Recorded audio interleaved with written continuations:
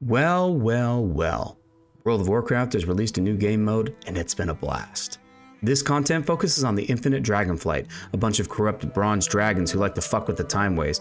They think the best way to rule over the timelines is to alter history to create the perfect timeline, like killing Arthas and preventing him from becoming the Lich King, or stopping the orcs from invading Azeroth. These ideas are dumb though, because, if it wasn't for us going to Northrend to stop Arthas, we might not have known that an old god with a few too many mouths was causing mischief and getting up to no good just around the corner. Eternus, one of the leaders of the Infinite Dragonflight, wants to observe us playing out the Mists of Pandaria timeline to convince her other dragons to join her for something. I'm not 100% sure on the lore, but I know this is what she wants.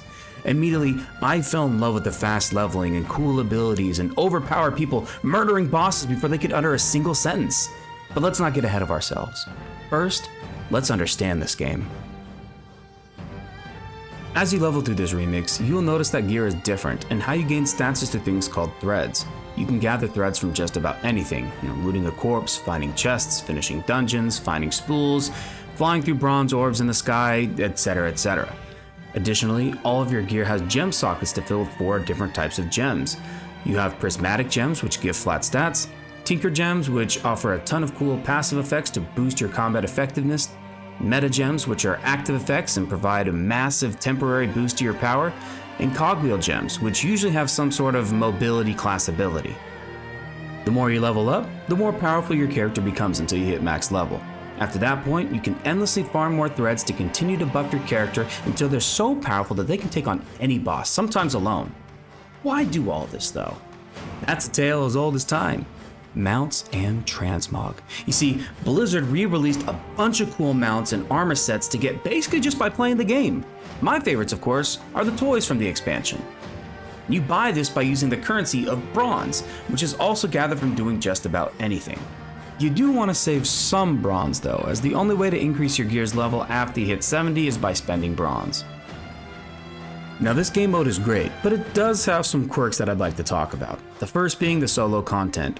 It's unfortunate given that this is an MMO, but I think that this remix is best when you stay away from other players as much as possible, with the exception of farming threads and bronze from daily quests. At least for your first character. I wasn't collecting footage from the beginning of this, but I had so much fun going back through all the MOP quests, and the first time leveling with all the new gems felt amazing. It was like I was relearning World of Warcraft. I had fun looking for things that I could build off of, like my quick strikes activating Devastator to do big upfront damage at the start of any fight, and I was so surprised by the total number of Tinker Gems available. Doing it at your own pace and outside of group content made the gearing process less intrusive for me, and I was replacing things less often, and the supply of threads and bronze felt more steady. I've been run through dungeons, don't worry, we're gonna talk about that. Now I don't say this in a bad way per se, but if the goal of Remix was to re-experience these raids, then this was a total failure.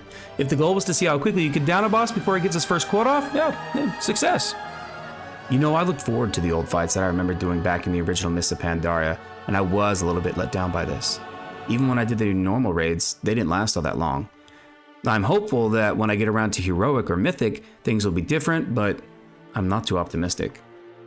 Dungeons, on the other hand, are a completely different beast. Fun fact, I wrote this part of the script while another person cleared dungeons faster than I could keep up with her. We have to talk about the most overpowered characters I've ever seen in this game mode, and their level might surprise you. Or, it might not if you know much about this. Level 20 priests.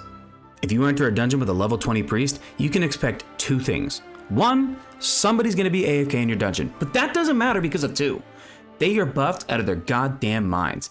These people are playing on trial accounts that max out at level 20. Now because they max so early, they can get more threads and be way more powerful than any other level 20. And because these things scale with your level and not your thread count, they can do insane amounts of damage, and they are unkillable since their health at that level is way beyond what it should ever be. In the beginning of Remix, it was all thanks to Righteous Frenzy and Searing Light. See, Righteous Frenzy is a gem that says when you heal someone, they will take 2% of their health per second to increase their haste. In Searing Light, another gem that synergizes well with Righteous Fury, gathers the healing that you do to others and then releases it as an area of effect damage ability after 3 seconds. Couple that with their insane stats and the higher level health pools from the level 70s running with the lower level priests, and you have priests taking down bosses in seconds. Hell, they even hurt Mari through his 100% damage reduction buff. But eventually, they won't need you, and their thread count will carry them to victory over anything else. You might be asking, what about that AFK person? Well, that's a level 20's main character, and they're just getting free runs through dungeons, while on the other account, the trial account, stacks up their gems and threads at the same time, running dungeon after dungeon over and over.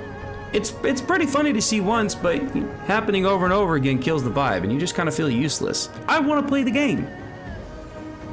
At the end of the day, that's all there is to do in this game mode. It's pretty simple. You quest, you do dungeons, you do raids, and you can endlessly buff your character until he's a god. I haven't finished everything on my main character, and I like doing the dailies to get him more threads. But that's about it. I still think everyone should try this though. Mists of Pandaria is a beautiful expansion, and flying around on dragonflight mounts, beating everything to hell and back with your overpowered character is a ton of fun. The gems make for a varied experience from retail, and there's a lot to discover. The billion different ways to experience this expansion, why not join in?